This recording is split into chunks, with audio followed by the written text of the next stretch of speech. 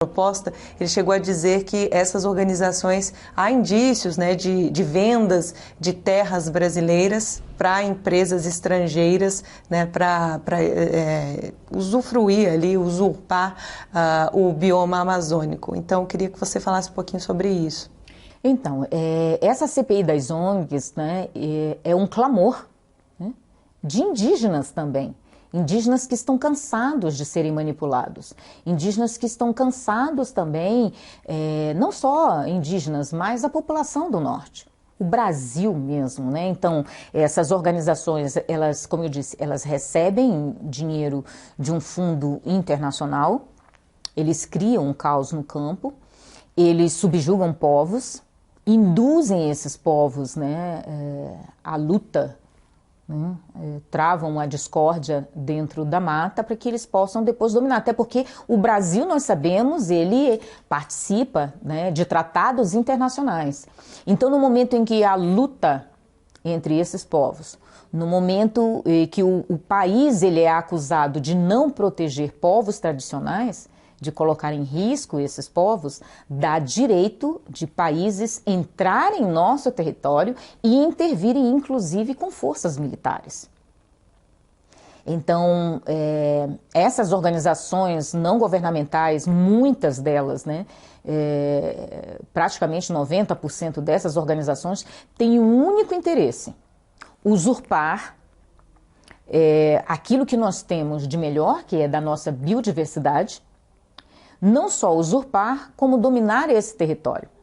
Então, a CPI das ONGs, ela é uma questão emergencial e significa manter a soberania nacional. Nesse contexto de interferência internacional, no primeiro momento nós tínhamos as ONGs, ainda temos, né? Mas a coisa foi avançando e aí nós temos hoje já falas de presidentes de outros países, né, como o presidente da França, que falou que a Amazônia é do mundo, né, não é do Brasil. Agora nós tivemos recentemente o ministro da Noruega falando que vai voltar a investir no Fundo Amazônico, mas só se o governo mudar, né? Nesse caso, é uma clara interferência na política brasileira. Como é que você vê isso?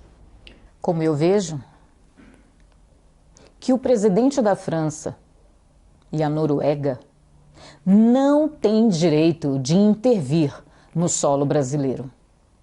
E enquanto nós estivermos com a consciência do nosso pertencimento e de sermos brasileiros, nós lutaremos pela soberania do nosso país e jamais deveremos permitir qualquer tipo de interferência de países ou de governos que não são brasileiros. Nós temos o dever de proteger a nossa nação de qualquer interferência internacional, porque é a nossa soberania que está em jogo, é o futuro da nossa gente que está em jogo e eles não têm direito de intervir aqui dentro. A Amazônia é um território imenso, né? E, é claro, enfrenta problemas, né? Quais são os maiores problemas, na sua opinião, hoje, né? Essa questão do narcotráfico, as denúncias de garimpo ilegal, as Forças Armadas dizem que é muito difícil controlar todo aquele território justamente pela sua imensidão. Como é que a senhora vê as medidas que foram tomadas durante esse governo? Bom, primeiro a gente tem que analisar fatores históricos, né, que induziram a chegar a uma situação crítica, né? Primeiro, vitimizando bandidos, humanizando criminosos, nós acabamos o quê? Colocando em xeque o poder das nossas forças de segurança. No momento em que você põe em xeque o poder das nossas forças de segurança e o entendimento das pessoas que regiam e que administravam esse país, justamente com o intuito de enfraquecer, né, há um menor investimento nas forças de segurança. Quando há um menor investimento nas forças de segurança e um desarmamento das nossas forças de segurança, torna-se difícil de proteger uma região. No momento em que você é impedido de atuar na segurança pública, na segurança de fronteira e entrar em determinados territórios, o que ocorre dentro da Amazônia brasileira, muitas das vezes o Exército, a Polícia Federal é proibida de entrar em terras indígenas para que façam a fiscalização, para que façam a proteção. E isso nós vamos chamar de estratégia e método.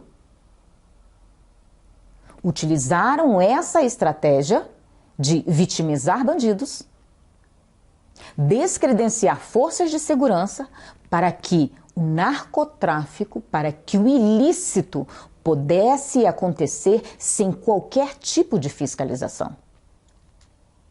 E é preciso uma reação. E essa reação é a reação que o nosso governo, quer dizer, que o governo atual está fazendo, criando meios de que os povos possam se desenvolver economicamente sem serem reféns dessas ideologias, para que o povo possa participar desse processo de segurança e o compromisso com a sua nação. Agora, enquanto nós tivermos representantes do povo que tramam contra a nação brasileira, fica difícil realizar um trabalho que realmente possa proteger o nosso território.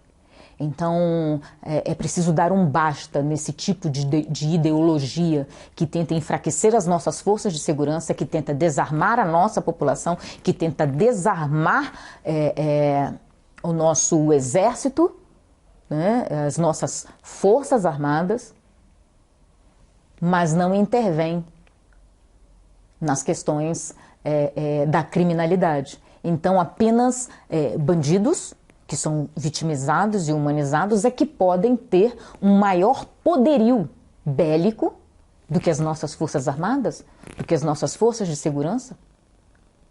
É preciso refletir sobre isso. Isso se chama estratégia e método. Fortalecer o crime organizado, dando a eles a oportunidade de ilicitamente fazer compras, obterem armamento pesado e enfraquecer as nossas forças de segurança. Então é preciso que se observe isso, quando a gente vai questionar sobre segurança pública, isso vem acontecendo ao longo do tempo porque nós permitimos, enquanto cidadãos, que pensamentos escusos colocassem em xeque as nossas forças de segurança. Correto. A senhora faz parte do Exército, fez parte do governo Bolsonaro, tem uma visão conservadora, é pré-candidata, foi chamada por alguns veículos de a Índia do Bolsonaro. Queria que, reunindo tudo isso, a senhora falasse um pouquinho sobre o cenário político, como é que a senhora tem visto atualmente, e sobre o papel da velha mídia, que não tem feito um trabalho muito limpo, Bom, eu sempre converso com muitos amigos, e muitas das vezes eles falam assim para mim: nossa, nós que te conhecemos, nós não tivemos nesse mundo, nesse cenário da política, onde muita coisa ocorre, onde tem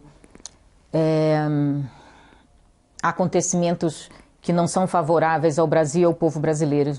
Mas aí eu sempre respondo, eu digo, isso só está acontecendo porque nós, cidadãos de bem, nós olhamos muitas vezes e pensamos assim, isso não é pra gente, isso não é pra mim. Mas no momento em que eu saio e que eu deixo de discutir a política pública, em que eu deixo de lutar pelo nosso país, pessoas, o fraudador, o truculento, são eles que assumem esse papel e passam a regir esse país. Então, no momento que o cidadão de bem deixa de participar deste processo político, ele dá margem para que bandidos assumam a posição que deve ser assumida por cidadãos de bem. Então, muitos já me chamaram, a Índia do Bolsonaro, e eu sempre respondo, não, eu não sou a Índia do Bolsonaro, eu sou a filha do Amapá, eu sou uma brasileira, uma indígena brasileira que tem orgulho de ser brasileira, que lutou muito para conquistar, o seu espaço dentro da sociedade, eu estudei muito, não foi pouco. Eu estudei muito, eu me capacitei para que hoje eu pudesse ter um pensamento crítico e um pensamento meu. que ninguém colocou na minha cabeça, né? Eu tive a oportunidade de estudar e transformar o meu pensamento.